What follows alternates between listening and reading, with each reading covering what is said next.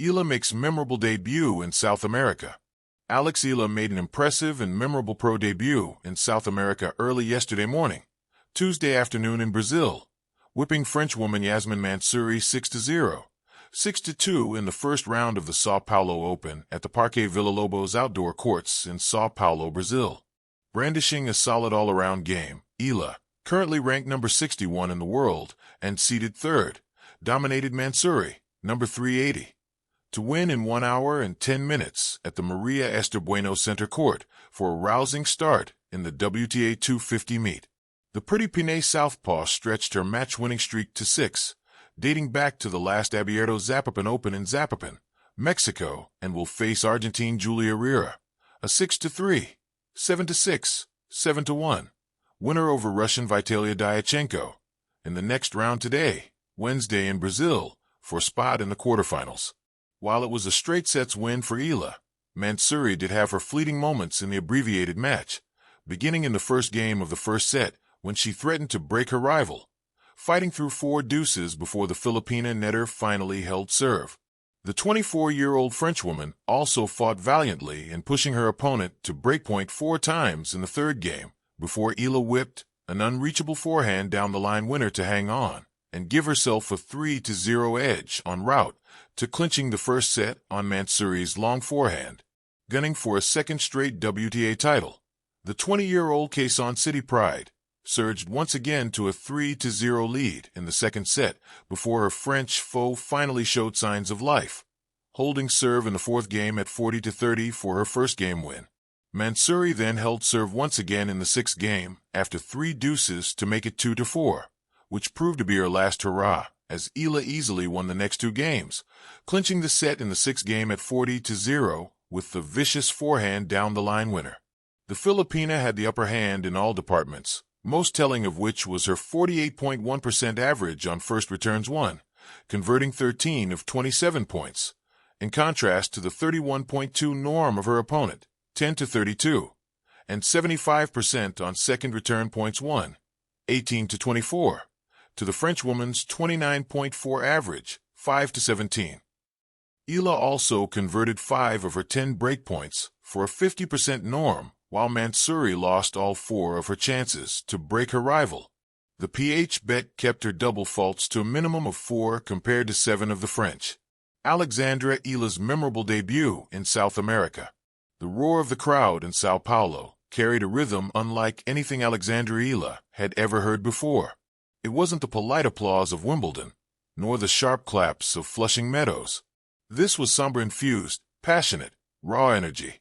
For the young Filipina star, her first tournament on South American soil was more than just another entry in the WTA calendar. It was a cultural baptism, a sporting adventure, and perhaps the beginning of a new chapter in her fast-rising career. Setting the stage, when the São Paulo Open announced Alexandra Eala's name in the main draw, anticipation swirled among tennis fans. South America has long been fertile ground for clay court warriors, but in recent years, hard-court tournaments in the region have become opportunities for global players to test their versatility.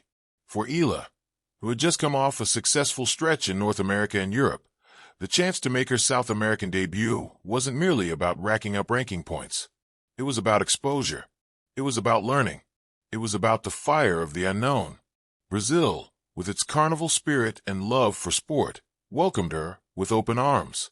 Even before her first serve was struck, Eala was greeted like a curiosity, an 18-year-old prodigy from the Philippines, carrying the flag of a nation that was still writing its tennis history.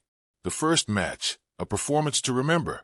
Her opening match at the SP Open round of 32 came against Yasmin Mansouri, a French player with steady strokes and a knack for frustrating opponents with relentless defense. On paper, it was the kind of tricky match that could unsettle a debutante.